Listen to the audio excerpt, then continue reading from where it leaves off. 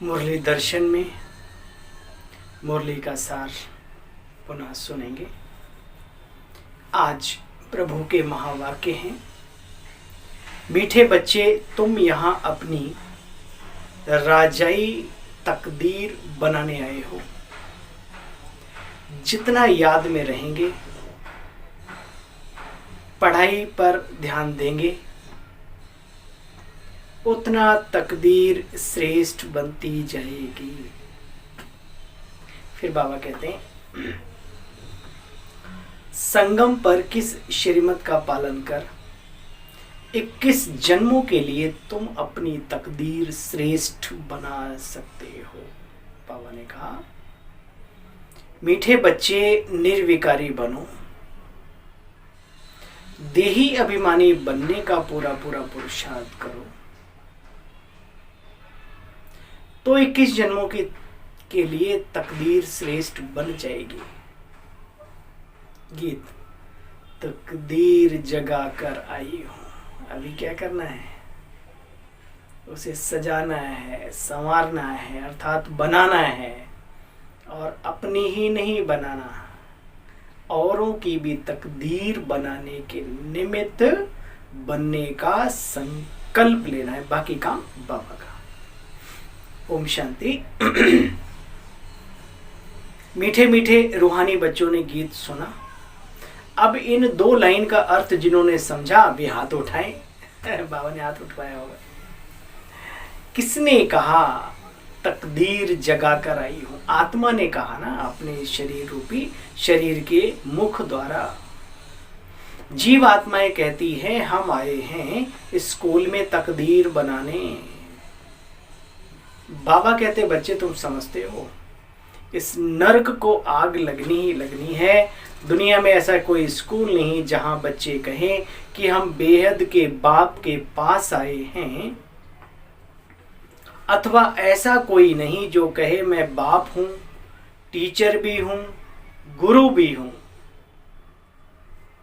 या ब्रह्मा भी नहीं कह सकते। एक शिव बाबा है जो कहते हैं, बच्चे मैं तुम्हारा बाप भी हूं, पिताओं का पिता परम पिता हूं, और शिक्षकों का शिक्षक परम शिक्षक हूं, गुरुओं का गुरु सत गुरु हूं। वही बैठकर अब बच्चों की तकदीर बना रहे हैं। बाबा वेदों शास्त्रों का बैठकर तुम बच्चों को सार समझाते हैं, और हर शास्त्र का, वेद का, उपनिषद का हर अच्छाई का निचोड़ है कि अच्छा बनो, जीवन अच्छा हो, चरित्रवान हो, शुद्ध हो, पवित्र हो। बचपन में बच्चों को स्कूल में सिखाया जाता था, ब्रह्म रक्षक वीर व्रतधारी बने, ब्रह्मचर्य की रक्षा हो। इस संपूर्ण ब्रह्मांड में हमारे से किसी को दुख ना पहुंचे। और बाबा प्रैक्टिकल बच्चों को ये लाइफ दे रहे हैं। लोग सिर्फ पढ़ते हैं, बोलते हैं, लेकिन बाबा यहाँ डायरेक्ट उस कार्य को करा रहे हैं। आत्मा को समझकर अपने जीवन चक्र को पूरा करना और ईश्वर की याद निरंतर रहना, इससे बड़ा और कोई ज्ञान नहीं है संसार में। बाबा कहते,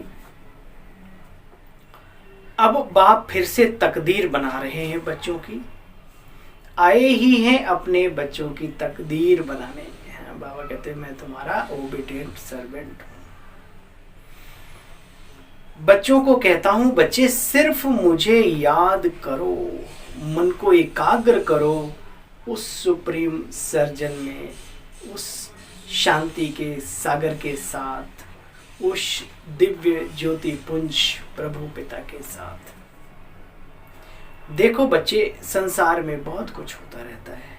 कभी कभी मनुष्य मर जाते हैं, फिर शमशान घाट में ले जाओ तो आधे में जग जाते हैं।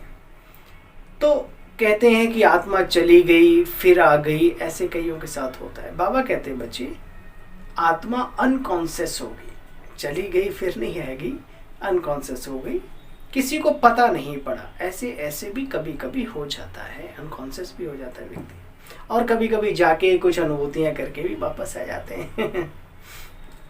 चिता से भी उठ खड़े होते हैं। अब आत्मा ना हो शरीर में तो शरीर तो मुर्दा है, जड़ है, इसे काटो पीटो जलाओ कुछ भी करो। अब बाप कहते हैं अपने को आत्मा समझ कर जीवन में चलना है। कोई भी नहीं है जो अपने को देवी देवता धर्म का कहता हो। बाप समझाते हैं बच्चे तुम थे देवी देवता धर्म के आदि पूर्वज हो सृष्टि के। तब गृहस्थ धर्म भी पवित्र था, शुद्ध था, आश्रम था, गृहस्थ आश्रम कहते हैं।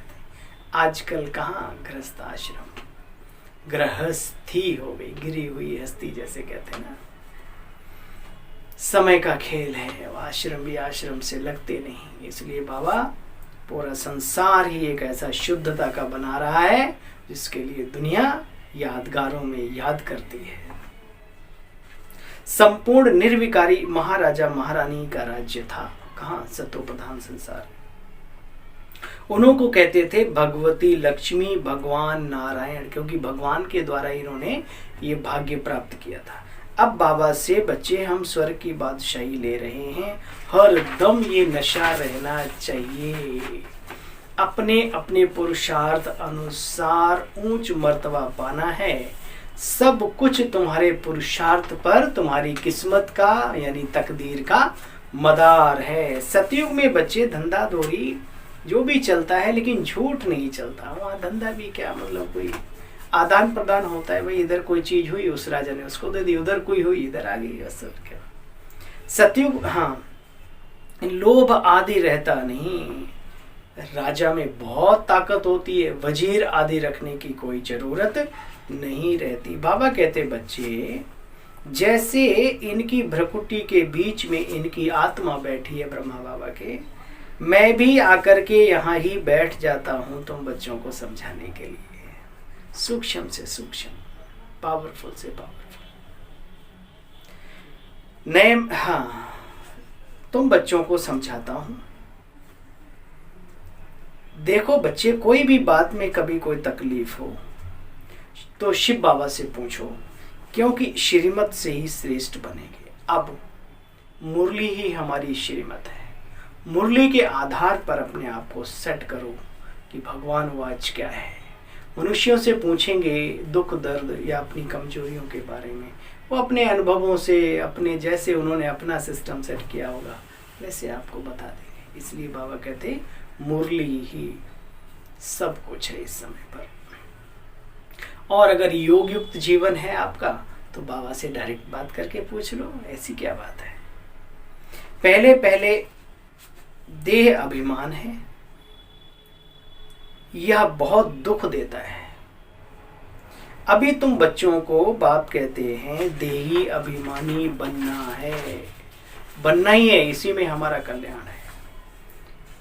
जब हमारा राज्य होगा, कहाँ? सतो प्रधान संसार में, सतयुगी दुनिया में, यानी इस घोर कलयुग के बाद जो शुभा की बेला आने वाली है, जो सुनहरा सूरज उगने वाला है, वो सतो प्रधान संसार है। फिर द्वापर में रावण राज्य शुरू होता है।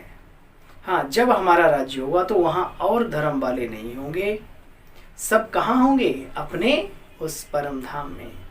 फिर द्वापर से रावण राज्य शुरू होता है। बच्चे इन सब बातों को अंदर में अच्छी रीति घोट घोट के धारण करनी है, तब आनंद आएगा। अब बाप बैठ अपने बच्चों को पुरुषार्थ कराते, कहते बच्चे पवित्र बनो। देखो तुम्हारी यह प्रदर्शनी, मैप्स, चित्र आदि जैसे तुम्हारे पास है और कैसे कहीं भी होते नहीं। अब अगर आकर कोई कॉपी करके बनाए भी परंतु उसका कोई अर्थ तो समझ ना सके।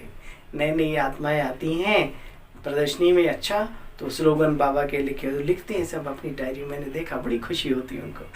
लेकिन बाबा कहते हैं तुम इन चीज़ों को, शब्दों को अर्थ सही समझते हो, बाकी लोग क्या जाने क्या सीढ़ी कैसी है, ये कल्प वृक्ष कैसा बना हुआ है, तीनों लोग कैसे बने हुए हैं, है ना। ये तो जिन्होंने कोर्स किया है, जो बाबा को जानते हैं, वही समझते हैं। बाबा कहते प्रदर्शनी में तो ऐसे बहुत आते हैं। देखो बच्चे, तुम शिव बाबा से प्रॉमिस करते हो। बाबा कहते हैं माया के तूफान बहुत आएंगे, अपने वायदों को याद रखो। माया के तूफान तो बहुत आएंगे अंत तक, परंतु नगन यानी पतित नहीं होना। पतित होने से बड़ी खता हो जाएगी, फिर बहुत बड़ी सजा खानी पड़ेगी। चरित्र गया तो सब कुछ गया, इसलिए अटेंशन प्लीज। अच्छा, मीठे मीठे स्कीले बच्चों प्रति माता पिता बाप दादा का याद प्यार और गुड मॉर्निंग। रूहानी बाप के रूहानी बच्चों को नमस्ते। हम सब रूहानी बच्चों की रूहानी बाप दादा को नमस्ते। नमस्ते मीठे बाबा, शुक्रिया। दिल कहे बाबा तुझे देखता रहूं। अच्छा भाई, मनुष्य से देवता बनने के लिए दैवी स्वभाव धारण करना है, बस सीधी सी बात। माया के तूफान आते हैं, आते भी कर्मेंद्रियों से कोई विकर्म नहीं करना। वरदान, सच्ची लगन के आधार पर, सच्ची लगन के आधार पर और संग तोड़ एक संग जोड़ने वाले संपूर्ण वफादार भव। कल भी बाबा ने फरमाबरदार की बात कही थी और आज भी बाबा ने कहा सच्ची लगन के आधार पर और संग तोड़ एक संग जोड़ने वाले संपूर्ण वफादार भव। संपूर्ण वफादार उन्हें कहा जाता है जिनके संकल्प और स्वप्न में भी सिवाय एक बाप के कर्तव्य, बाप की महिमा, बाप के ज्ञान के और कुछ भी दिखाई न देता हो। बाबा बाबा बाबा, ओनली बाबा, कुछ नहीं और। एक बाप दूसरा ना कोई, बुद्धि की लगन सदा एक के संग रहे, और तो अनेक रंग संग का रंग कभी ऐसी आत्मा को लग नहीं सकता। इसलिए पहला वायदा है और संग तोड़ एक संग जोड़। इस वायदे को निभाना ही संपूर्ण वफादार बनना है, बेवफाई नहीं करनी है। अगर संगम पर हमने अपने उस पिता से बेवफाई की तो पूरे कल्प में हमें कोई वफा करने वाला मिलेगा नहीं, ध्यान रखना। कोई आपको श्राप और कोई वो बात नहीं, लेकिन सारी की सारी आधार संगम की है ना, हमारे पूरे कल्प में चलती। इसलिए ईश्वर के साथ कभी बेवफाई का संकल्प भी ना आवे। स्लोगन, सत्यता की स्वस्थिति, सत्यता की स्वस्थिति परिस्थितियों में भी संपूर्ण बना देगी। कैसी भी परिस्थिति हो, आप सच के साथ रहो। सत्यता की स्वस्थिति परिस्थितियों में भी संपूर्ण बना देगी। अच्छा भाई, ओम शांति।